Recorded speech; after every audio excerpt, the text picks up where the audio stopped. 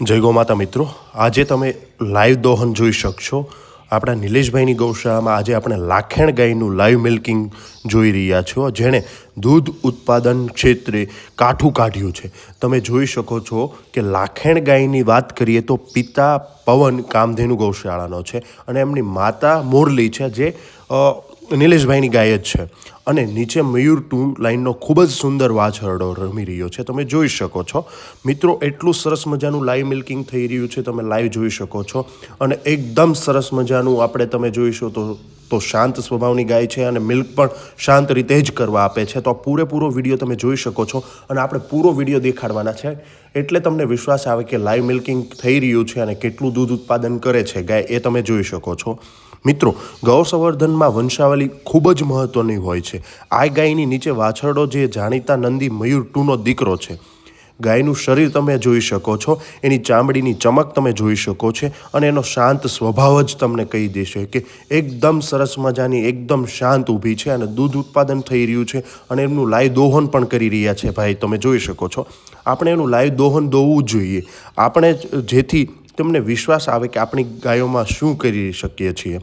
તમે ધાર જોઈ શકો છો, એકદમ જાડી અને સફેદ છે દૂધની ધાર, અને આમાં કોઈ પણ જાતના એક્સ્ટ્રા ફીડિંગ પણ આપવામાં નથી આવ્યું. માત્ર ગૌશાળાના શુદ્ધ વાતાવરણ આ ગાયને એક ટાઈમનું 11 લીટર દૂધ આપી રહી છે, એટલે કે દિવસનું 22 લીટરની આસપાસ દૂધ ક્ષમતા ધરાવે છે.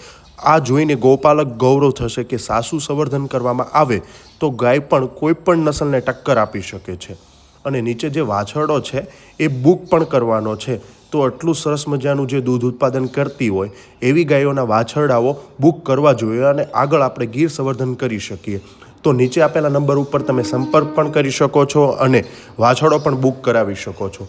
અને આવી સરસ મજાની ગૌશાળાની તમે લાઈવ મુલાકાત કરો અને ત્યાં રૂબરૂ જઈને આવી સારી સારી જેટલી ગાયો છે એમના લાઈવ રૂબરૂ તમે જાતે દોહન કરી શકો છો.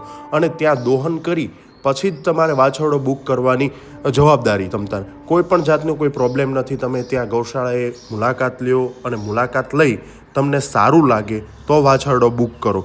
એટલે નિલેશભાઈ પાસે આવી વિવિધ પ્રકારની ગાયો છે કે એ સારા દૂધ ઉત્પાદનમાં આવેલી ગાયો છે. એટલે તમે ત્યાં રૂબરૂ જઈ અને મુલાકાત પણ લઈ શકો છો. અને વિડીયોમાં તમે અંત સુધી બન્યા રહેજો, કેમ કે આપણે લાઈવ દોહન થવાનું છે એટલે સમય માંગી રહેશે. એટલે લાઈવ દોહનમાં તમે જોઈ શકો છો કે આપણે મિલ્ક થઈ રહ્યું છે એમનું.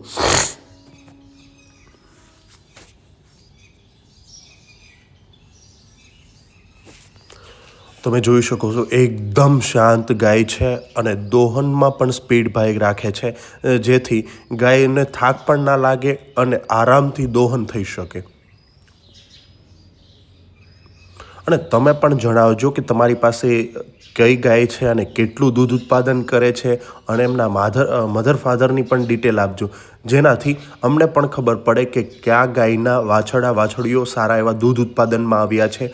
તો ફ્યુચરમાં આપણને ખબર પડે કે આપણે આગળ ગૌ સંવર્ધન કઈ રીતે કરવું અને ગૌ સંવર્ધન કર્યા બાદ એમાં આપણે કયા નંદીઓ યુઝ કરવા, એના માટે તમે પણ કોમેન્ટમાં જણાવજો. તમે જોઈ શકો છો એક ડોલ તો આરામથી ભરાઈ ગઈ છે દૂધની, અને બીજી દૂધમાં પણ દોહન થઈ રહ્યું છે. તમે લાઈવ જોઈ શકો છો મિત્રો, એટલું સરસ મજાનું આરામથી અને વ્યવસ્થિત દૂધ દોહન થઈ રહ્યું છે. અને તમે એમની અડર ક્વોલિટી પણ જોઈ શકો છો, જબરદસ્ત છે, એકદમ ફિટ અડર ક્વોલિટીની છે. આપણે વેતરની વાત કરીએ તો બીજા વેતરમાં જ છે અને આજે ચોથો દિવસ થયો છે વિયાણાનો.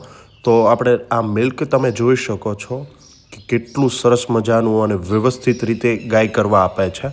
તમે જોઈ શકો છો અને ગાય આરામથી પોતાનું ખાણદાણ ખાઈ રહી છે, તમે જોઈ શકો છો એમાં, અને એકદમ શાંત સ્વભાવથી ઊભી છે. તો અંત સુધી બન્યા રહેજો, જેથી તમને પણ ખબર પડે કે લાઈવ દોહન થઈ રહ્યું છે અને આ કેટલું સરસ મજાનું દોહન થઈ રહ્યું છે એ આપણને વિડીયોમાં જોવા મળે.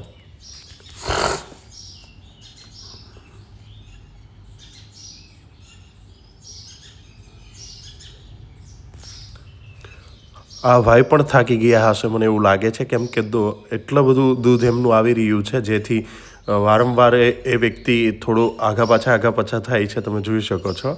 એટલે આટલું સરસ મજાનું મિલ્ક થઈ રહ્યું છે, તમે જુઓ અંત સુધી. અને હવે આપણું આ દૂધ પૂરું થઈ ગયું છે.